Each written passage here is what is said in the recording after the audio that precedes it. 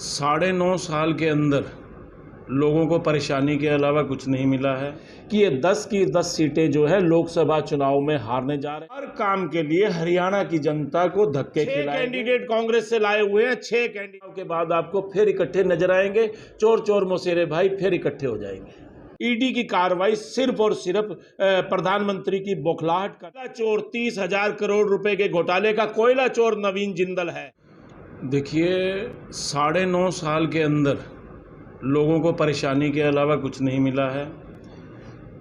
आम जनता को ऑनलाइन के नाम पर हर जगह पे लाइनों में खड़ा किया गया, चाहे वो राशन कार्ड की बात हो, चाहे वो प्रॉपर्टी आईडी की बात हो, चाहे वो फैमिली आईडी की बात हो, चाहे वो जन्म प्रमाण पत्र की बात हो, चाहे मृत्यु प्रमाण पत्र की बात हो, चाहे वो राशन कार्ड की बात हो।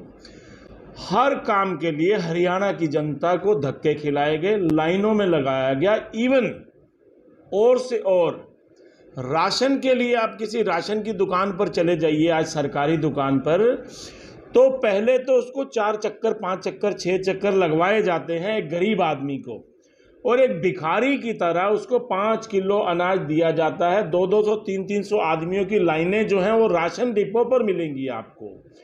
और एक तरफ हमारे साथ लगता पंजाब है।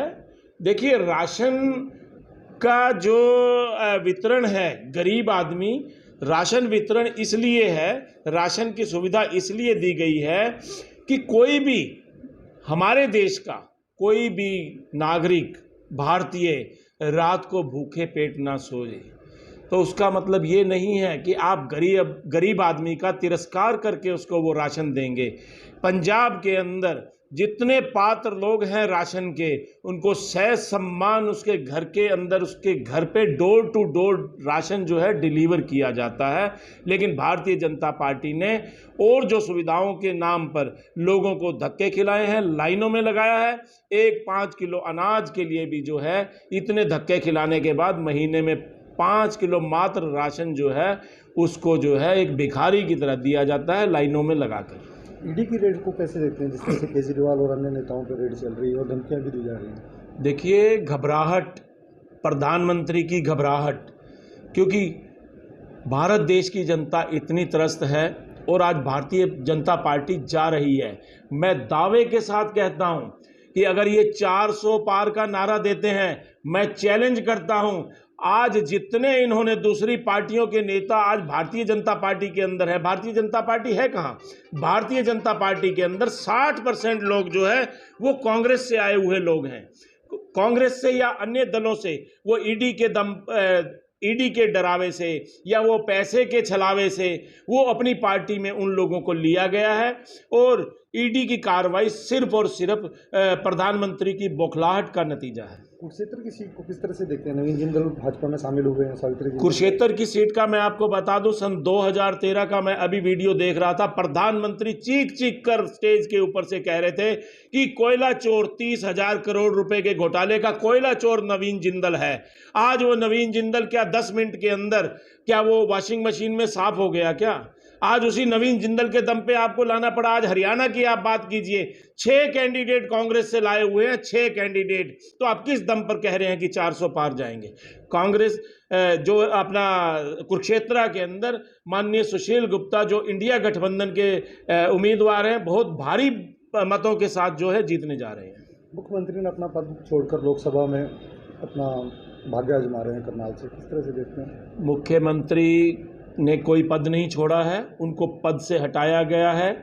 जो इनकी इंटेलिजेंस की या इनकी जो अपनी जो इनकी सर्विसेज हैं, जो अपना सर्वे की, उनका जो था, उनको मालूम था कि आज हरियाणा की जनता इस सरकार से, मौजूदा सरकार से इतनी तंग है कि ये 10 की 10 सीटें जो है लोकसभा चुनाव में हारने जा रहे हैं।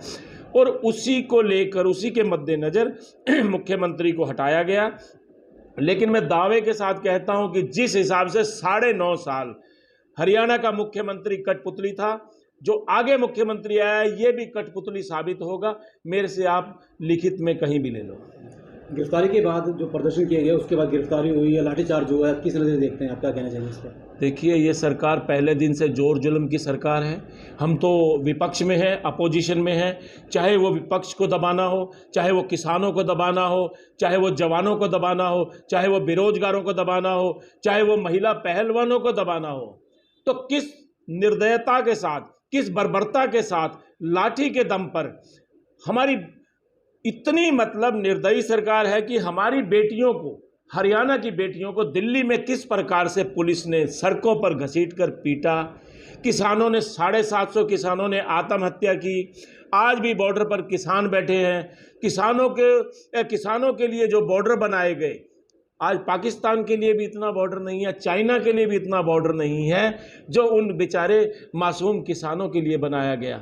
तो ये सरकार जो है लाठी और जुल्म के दम पर चल रही है, इसके अलावा कुछ नहीं है। पंजाब से सांसद आम आदमी पार्टी के सांसद ने इस्तीफा देकर भाजपा में गए हैं, इस तरह से कैसे देखते हैं? देखिए, भारतीय जनता पार्टी आज पूरे देश में देख लीजिए, सिर्फ और सिर्फ दूसरे दलों, कांग्रेस पे या और अन्य विपक्षी दल जो जिस राज्य में जो मजबूत है, जो दल मजबूत है, उनके प्रत्याशियों को तोड़ने के अलावा 9.5 साल में कुछ नहीं किया गया। और ये लोग तो स्पष्ट कहते हैं कोई जीते, किसी सिंबल से जीते, हम उसको पैसे के दम पे या ईडी के दम पर अपने साथ ले आएंगे और सरकार तो हम ही बनाएंगे। विपक्षी दल कह रहे हैं कि जुल्म की सरकार है, इतनी हो गई है, क्या जनता लोकसभा में जवाब देगी? देखिए, जनता तैयार बैठी है। आज जनता इनके जुल्मों से इतनी तंग है। दुनिया जो जनता है वो आने वाली जिस तारीख को ईवीएम का बटन दबाया जाना है उसकी इंतजार कर रही है कि किस प्रकार से इनसे हमारा छुटकारा हो। जेजेपी पार्टी का जो चौटाला का बयान आया कि दोबारा फिर गठबंधन सरकार बनेगी, इस पर क्या कहेंगे? देखिए, ये राजनीति है, सब मिली भगत है। 4.5 साल दोनों ने मिलकर लूट के खाया। अब जब जाते हुए दिख रहे हैं तो आज जननायक जनता पार्टी को एक इंडिया गठबंधन के वोट वर्ग को खराब करने के लिए कि हर जगह एक जो विशेष समुदाय के लोगों के वोट खराब करने के लिए जननायक जनता पार्टी को एक समझौते के तहत अलग किया गया है। ये चुनाव के बाद आपको फिर इकट्ठे नजर आएंगे, चोर चोर मौसेरे भाई फिर इकट्ठे हो जाएंगे।